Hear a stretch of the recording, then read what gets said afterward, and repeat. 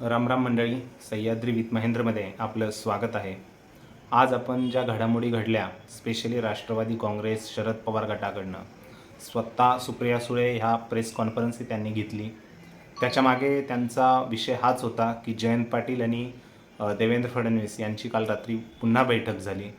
या बैठकीमध्ये जरी जयंत पाटील म्हणत असले की मी नगर परिषदेच्या बाबत हे ईश्वरपूर येथील नगर परिषदेबाबत मी देवेंद्र फडणवीस यांची भेट घेतली, असं ते जरी बोलत असले तरी यामागची कारणं ही आपल्याला माहितीच आहे.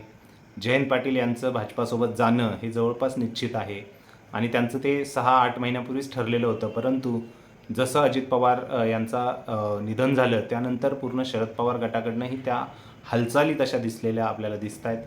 शरदचंद्र पवार यांनी शिवसेनेच्या दालनात जाणं, विधानसभेमध्ये तिथे आमदारांची बैठक घेणं, त्यानंतर राष्ट्रवादी काँग्रेस शरद पवार यांच्या गटाचे 9 आमदार हे NDAसोबत जाण्यास इच्छुक आहे असं बोललं गेलं. त्याच धर्तीवर जयंत पाटील यांनी काल मुख्यमंत्र्यांची भेट घेतली आणि आज स्वतः सुप्रिया सुळे या पत्रकारांसमोर आल्या.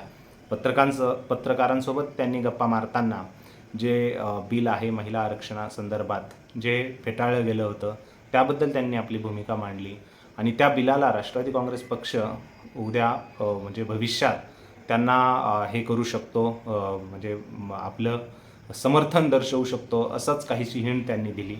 डिमॉलिशन बिलमध्ये त्यांनी काही जे फंडे सांगितले की अमित शहा यांच्याशी भेट झाली आणि अमित शहा यांनी काश्मीरपासून कन्याकुमारीपर्यंत 50% सीट्स वापरायच्या, जास्त बनवायच्या खासदारकीच्या आणि त्यातून ते आरक्षण हे महिलांना रिझर्व्ह करायचं, असं काहीचं त्यांनी गणित हे पत्रकारांसमोर सांगितलं.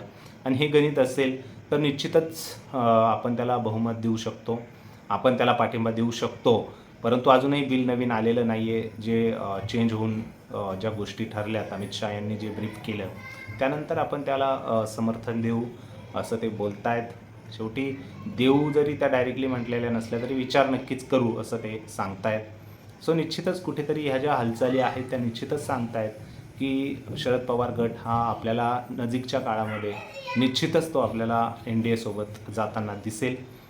हे जरी म्हणजे काही जण म्हणतायत नाही, अधिकृतरित्या भूमिका नाही आहे, सगळ्या गोष्टी, परंतु आजकालच्या राजकारणात सगळ्यांनाच माहिती आहे अजित पवार ज्यावेळेस विलीन झाले त्यावेळेसही अशाच काहीशा घटना घडत होत्या आणि आता शेवटी विरोधकांमध्ये विरोधात राहून संघर्ष करण्याची जी शरद पवार यांची वृत्ती आहे ती आता कुठेशी नाहीशी आपल्याला होताना दिसते. शरद पवार अजूनही लढत आहेत, परंतु ते आता सत्तेत जाऊन शेवटी सुप्रिया सुळे असू द्या, रोहित पवार असू द्या, हे आपल्याच त्यांच्या घरातले लोक आहेत आणि त्यांच्या भविष्यातल्या ताकदीसाठी ते NDAसोबत जाऊ शकतात.